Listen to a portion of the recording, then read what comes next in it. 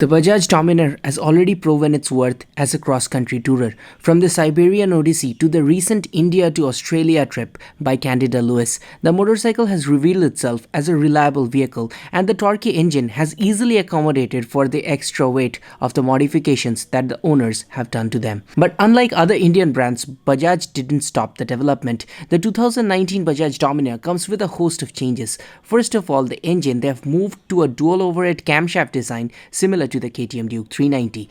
The 373.2cc single-cylinder engine now makes 40 horsepower, which is 4.5 horsepower more than the previous version. Next comes in the 43mm upside-down forks, again from the KTM Duke 390. The previous one had conventional telescopic forks. The front disc is now a 320mm, up by 10mm from the previous version, and they have always used 4-piston calipers. The rear is a 230mm single disc, and it comes with a dual-channel non-switchable ABS. They have tweaked with the rear suspension system as well to make it softer and more tour friendly. The dual console also gets more informative, with the lower console now showing trip time, fuel consumption, average speed, gear position indicator, and all of that information is unwanted on the lower display, which is harder to see while riding. I would have rather preferred the upper bigger console to have those information, as it's easy to view while riding, as well as the bigger area lets you display bigger fonts. Styling wise, the motorcycle has seen several smaller upgrades. There is the new style dual exhaust, which strongly reminds me of the Ducati bikes and has completely changed the exhaust sound of the Dominar 400.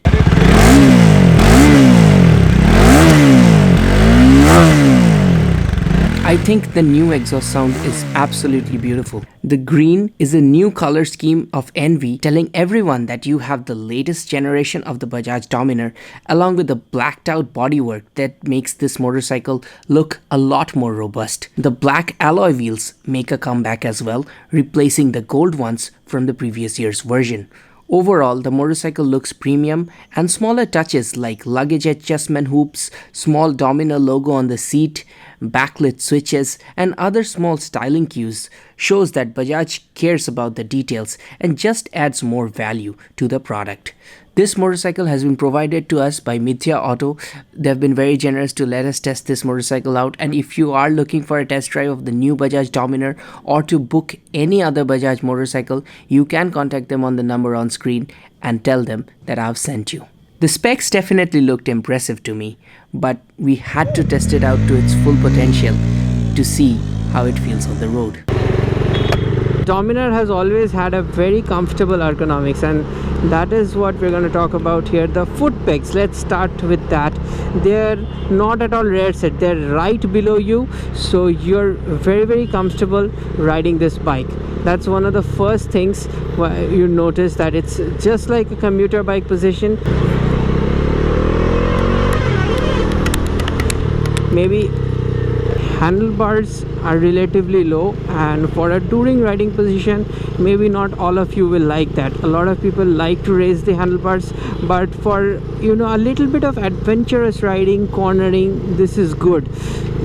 And if you're not satisfied, or if you're like mostly gonna tour with this bike, you can always use handlebar raisers, but I'm fine with it because I'm more used to the Duke. Upper body lean position, slightly lean forward, nothing huge, so that also helps you maintain proper posture, doesn't put too much pressure on your wrists and doesn't put too much pressure on your back as well. So combining those two things, you have more or less a very comfortable ergonomics, and when you combine it with the softer suspension, great ride quality, and even great headlights for night touring, you have something which is built for the tour. Ergonomics wise, super satisfied just as always with the Bajaj Dominar.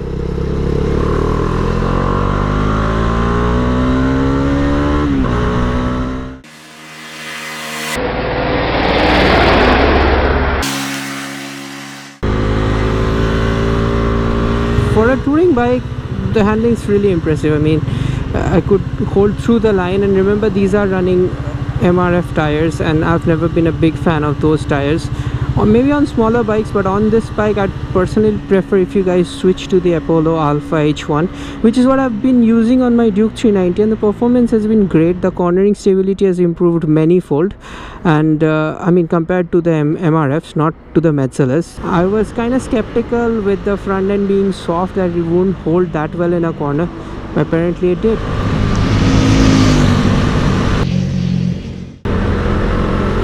Flickability, not one of the most flickable bikes, and especially with the softer suspension, the front end, you know, it's not one of those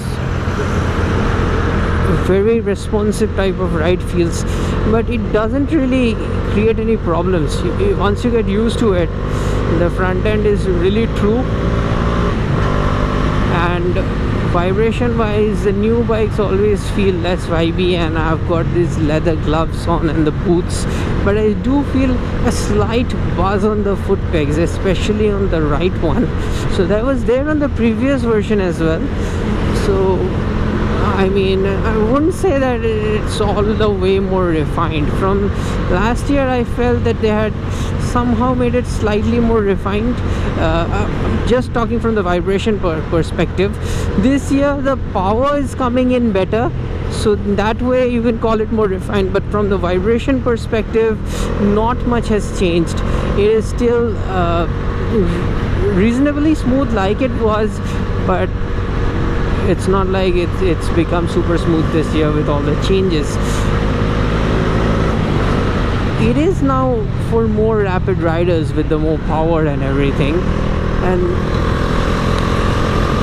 that's what makes highway riding a little bit more exciting. And going through the long sweeping corners, I mean, this bike knows how to hold that line. May not be the great one for flipping from left to right corners that we do on Kharagpur, but we're not heading there today, so may not be the best bike for that. But long highway corners, long sweepers, or even in normal corners, this will do. And especially for the touring capacity audience, they are not really looking for a bike that does knee drags and stuff like that.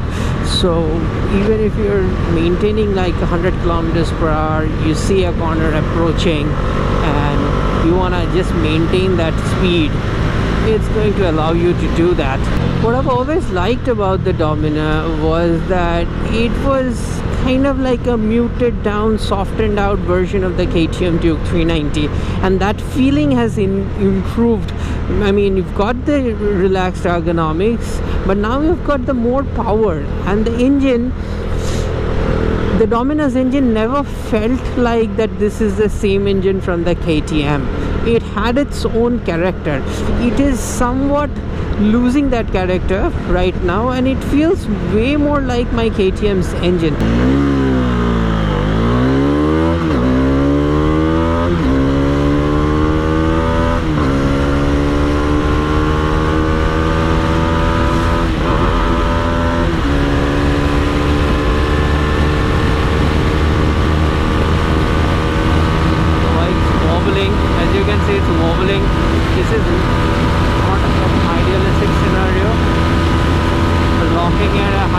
Kilometers per hour.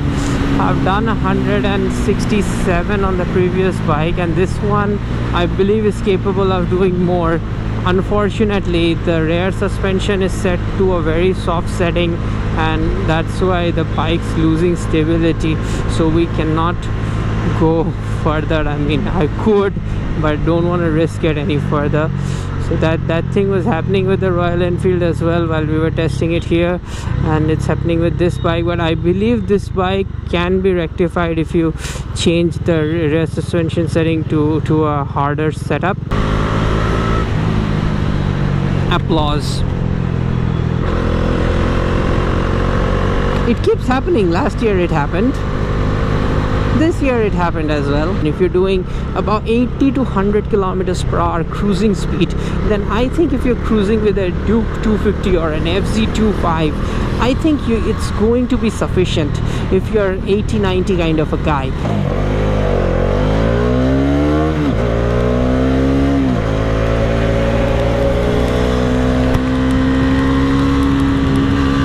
I this bike immensely through corners.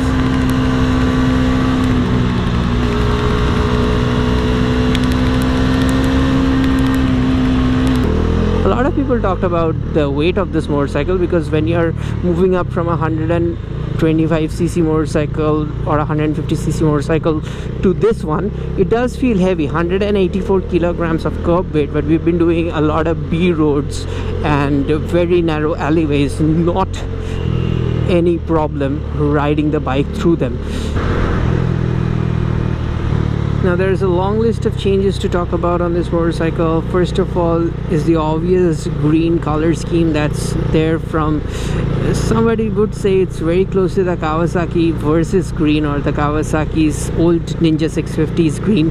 This is using the same suspension now, USD Forks, big development in 2019. They're using the KTM Duke 390's USD Forks, and that fork has been designed to keep the disc on the left side, so that design has now been copied over to the Dominar.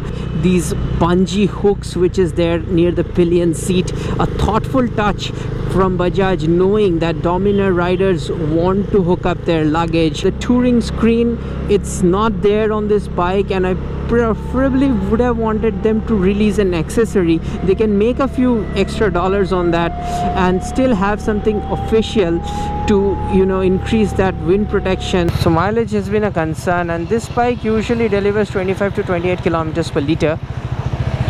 And now with the 5 bhp increase of power, we'd have to check out if the mileage is lower or higher, but today we have no scope of doing that.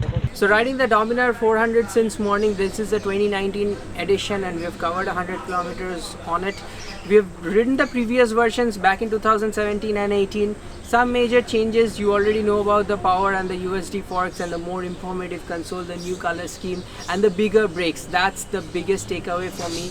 A lot of people will talk about the power. It's significant, I admit to that, because this is a heavier motorcycle, so any increase in the power definitely improves in the power to weight ratio. Feedback from the brakes has increased, bite has increased, so making that motorcycle safer. You know, it was always having ABS as optional, now it's mandatory. It's 2019, they have made it mandatory by government law, but this was always there even before the mandatory laws.